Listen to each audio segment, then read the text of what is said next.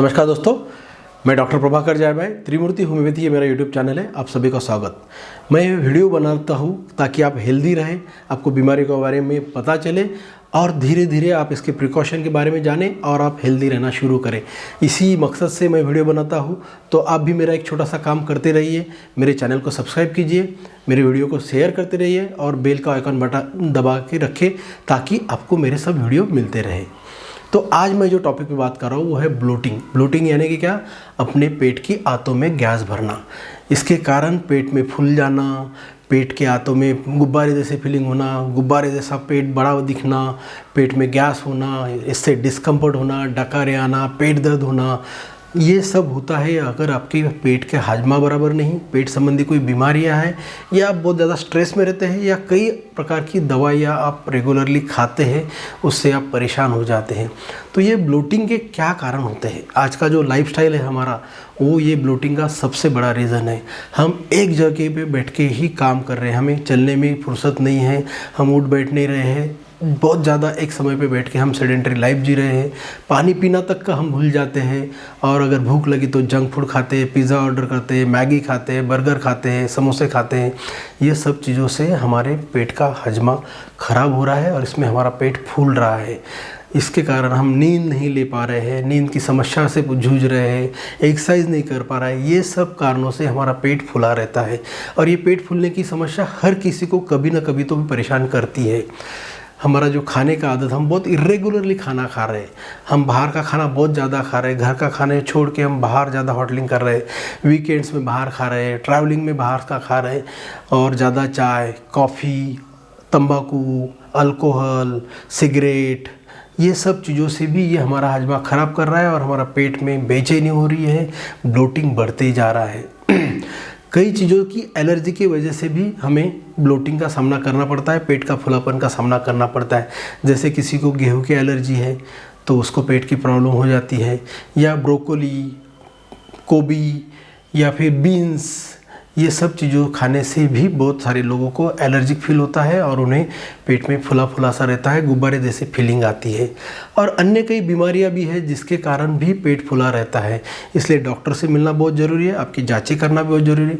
जैसे सबसे बड़ी बीमारी होती है इसमें और जो कॉमनली देखी जाती है वो है कॉन्स्टिपेशन यानी कि कब्जी के कारण हमेशा पेट पूरा खाली होता नहीं, तो पेट फुला रहता है, गैसेस जमा रहती है। तो एक कॉमनली दिखे वाला कारण है। जैसे हम कई बार सोनोग्राफी करके देखते हैं तो हमारे पित्त में पथरी हमें दिखाई देती है, जिसके कारण भी पेट फुला रहता है। इसके साथ साथ हमारे कॉर्न डिसीज़ यानी कि जो अल्सरेटिव कोलाइटिस और ये जो बीमारी होती है उसके कारण हमारे आंतों में अल्सर बन जाते हैं, गेहूं की एलर्जी हो जाती है, सीलिएक डिसीज़ जैसी बीमारियां होती है जिसके कारण पेट फुला फुला रहता है, खून लैट्रिन में खून भी जाता है। तो ये एक सीरियस बीमारी होती है, इसका भी जांच होना चाहिए। इसके साथ साथ जो इरिटेबल बॉयल सिंड्रोम होता है, जो स्ट्रेस से होता है, इसमें भी पेट फूला रहता है, पेट की साइज़ बढ़ जाती है, गैसेस बन जाती है और हम असहनीय तकलीफ़ से गुजरते हैं और हमें बेचैनी रहती है। तो जो लॉन्ग लास्टिंग जो दवा ले रहे हैं, किसी को डायबिटीज़ बीमारी है, किसी को हाइपरटेंशन है, कोई एसिडिटी की गोलियां बहुत दिनों से खा रहा है, साइकेट्रिक की गोली खा रहा है, ऐसे लोगों में भी ये ब्लोटिंग या पेट फूलने की समस्या हमें दिखाई देती है। और इसके साथ साथ जो स्ट्रेस है, जो तान तनाव है, हम जो आज भाग रहे हैं, ये सबसे बड़ा कारण आज के लाइफ में हमारे पेट की तकलीफ़ का है, जिससे हमें ब्लोटिंग का सामना करना पड़ता है।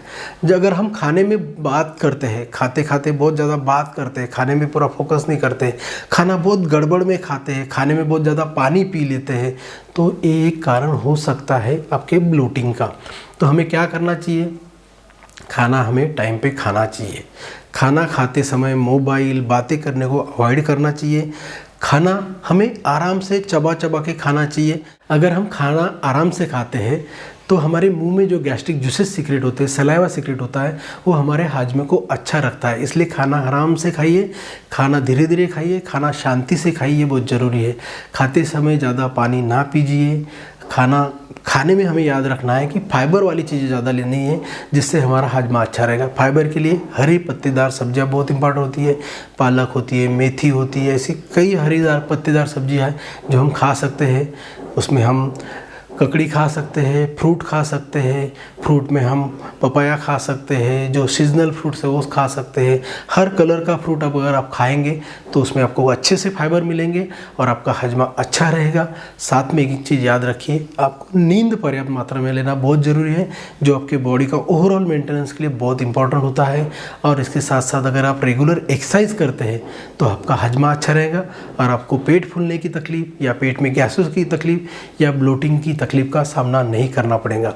अगर डिटेल ये आप जानते हैं और इसको पालते हैं, नियम से इसको आजमाते हैं, तो आपको ये तकलीफ़ से राहत मिलेगी। Thank you very much.